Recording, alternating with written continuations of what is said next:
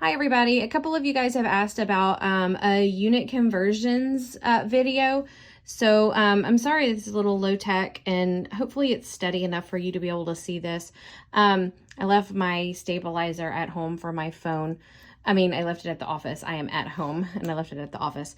But hopefully you can see this. So a couple of things with unit conversion factors is that it's also called dimensional analysis. So if you're looking for resources on the internet, you're looking at Professor Dave, or you're looking at Leah Forsai, or you're looking at Bozeman Science. Those are all good resources that you can use. They may call it dimensional analysis instead of calling it unit conversion factors. Okay, so let's get started. I want to do a few of these. I want to also remind you about the equation sheet that you have, okay?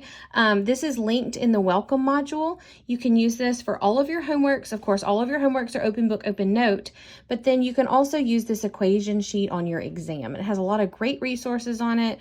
So you shouldn't have to, this course, I don't want it to be very memorization heavy.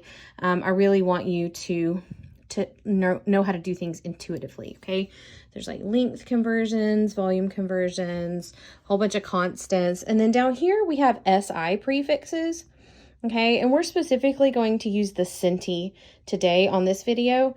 So what this means is, what we can say is that 1 centimeter is equal to 10 to the negative 2 meters.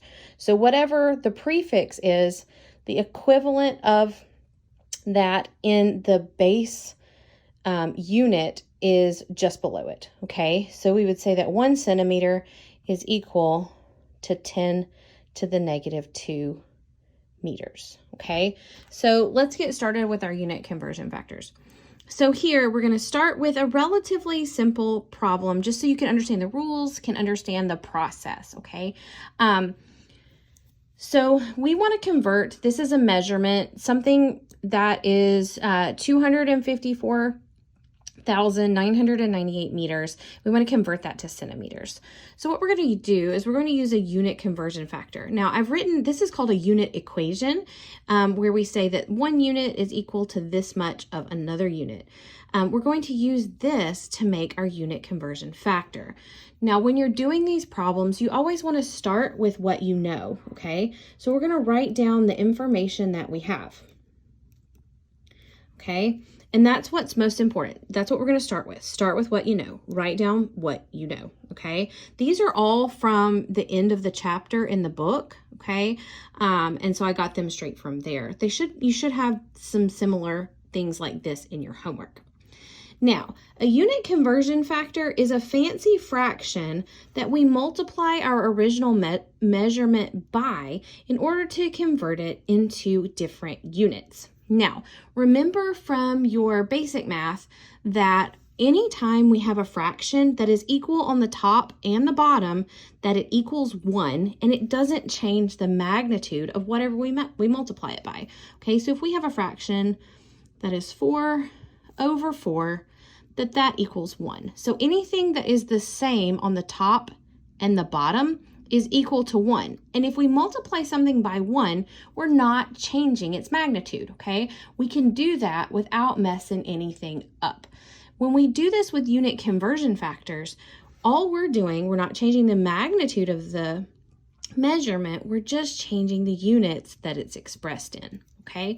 So what we're going to do is we're going to create a unit conversion factor using our unit equation here, okay? So we got this from the equation sheet. 1 centimeter, here, where is it?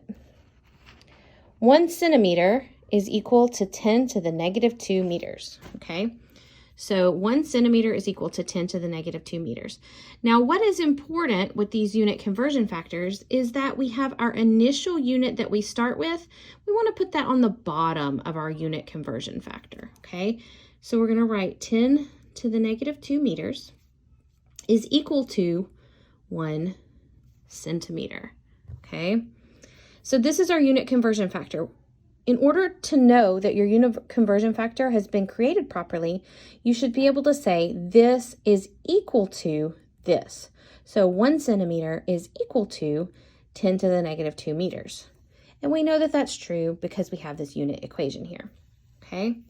So the reason why we want to put our initial units on the bottom is because anytime we divide or we multiply this and it's in the numerator of our fraction, we can cancel it out.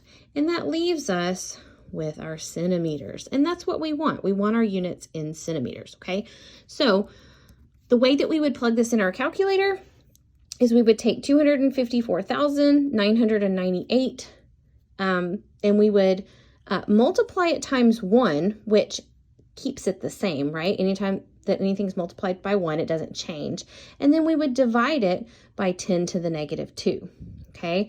And so when you do this, you can actually do this in your brain if you think about it. Anytime we have an exponent in the denominator and it moves to the top, it becomes positive, okay? So we would have this times 10 to the 2, which would make us move our decimal place 2 spaces over, okay? So what this would become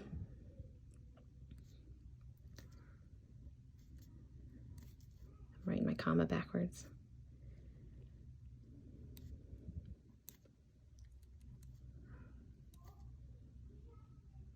And then 25, running out of space. Okay, so this would become 25,499,800 centimeters. Okay, so that's the first one. Now, the second one, I wanted to do a 2-step conversion factor so that you can understand how those go, okay? So we're going to convert 15 liters into gallons. To do that, we have to use 2 separate unit equations. And I got these unit equations from the equation sheet right here. So 1 liter is equal to 1.0567 quarts, and then 1 gallon is equal to 4 quarts. Okay, so I have this here. So we're going to start with what we know. We're going to write, oh, my pencil looks giant. My pen. We're going to do our first unit conversion factor. We're going to take 15 liters, okay? And first we're going to convert to quarts, because the reason that I'm doing this in 2 steps is because I don't have a direct, or I'm going to pretend like I don't have. There is one on the conversion sheet, but I'm not going to do it because I want to show you how to do this, okay? So let's pretend that I don't have a direct conversion between 1 liter and 1 gallon, and so I have to use quarts in the in-between. So we're going to write liters on the bottom. So 1 liter is equal to 1.0567 quarts. And then we're going to convert. Now our liters cancel out and we need to convert from quarts to gallons because we need everything in gallons, okay? So then we'll have, there are 4 quarts in 1 gallon, okay? And the way that we would do this is we would multiply 15 times 1.0567, okay? And then we multiply it by 1, but that doesn't change anything, okay? And then we hit enter on our calculator, and then we divide by 4. I don't have my calculator with me because I was in a hurry to make this video. So once you figure this out, okay, I'll actually, when I post the video, I'll post the answer to this question. I could do this one in my brain, and I can do this one in my brain, but I can't do this one in my brain. Okay. A house has an area, actually I might have a calculator, let me see.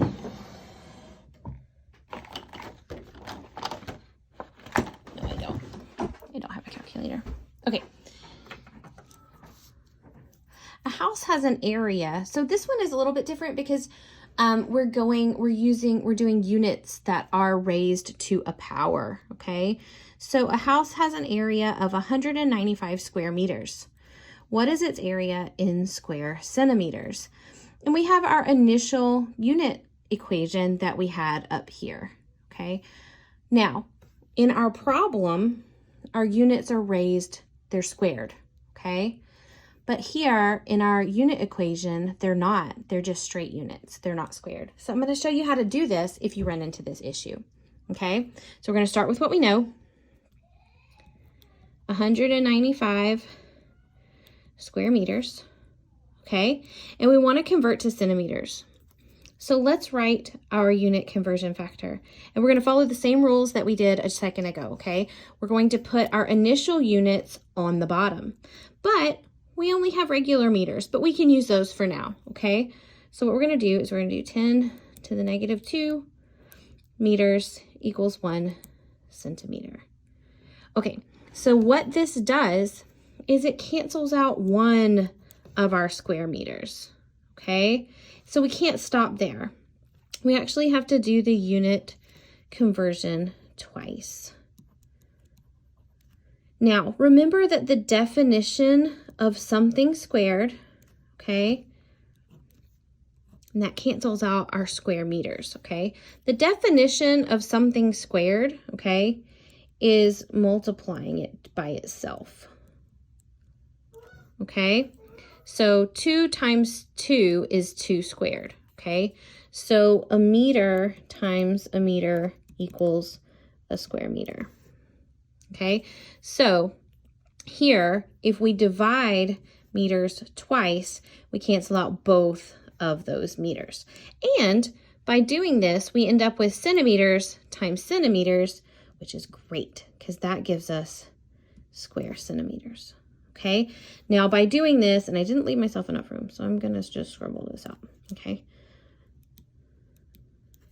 What we're gonna do is our answer is, you can plug this in your calculator for sure, just be really careful. I prefer doing exponents in my head because I've gotten pretty good at it and I make less mistakes than entering them into my calculator. You need to, if you enter these in your calculator, you'll have to use parentheses very carefully with these, okay? But what I do is I know that 10 to the negative 2 in the denominator is a 10 squared in the numerator, okay? So this becomes 10 squared. And this becomes 10 squared. And what that means is that it means I move my decimal place to the right 2 times for each of those 10 squared, okay? So, or basically I'm going to add 4 zeros to this number. Once you do this a lot, you will understand and get really fluent at this.